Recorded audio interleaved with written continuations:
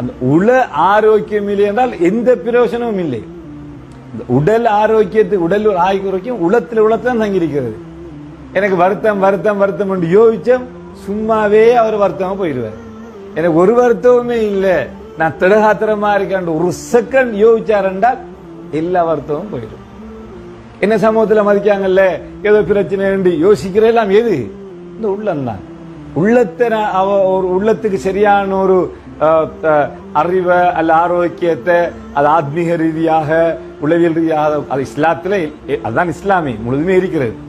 அதை கொடுக்க முடியுமாக இருந்தால் அல்ஹம்துலில்லாஹ் ஒரு சமூகம் உடல் ஒரு திடகாத்திரம் உள்ள ஒருவராக மாற்ற முடியும். ஏனென்றால் சின்ன சின்ன பிரச்சனைகளுக்காக யோசிச்சு கால வாழ்க்கையே நிறைய பேர் அப்படியே துளைத்து விடுகிறார்கள். ஆகவே அல்ஹம்துலில்லாஹ் அப்ப இது நல்ல ஒரு முயற்சி. உண்மையிலே எனக்கும் என்னென்று தெரியாத வந்ததுக்கு பிறகு நானும் விளங்கி கொண்ட விஷயம் இது.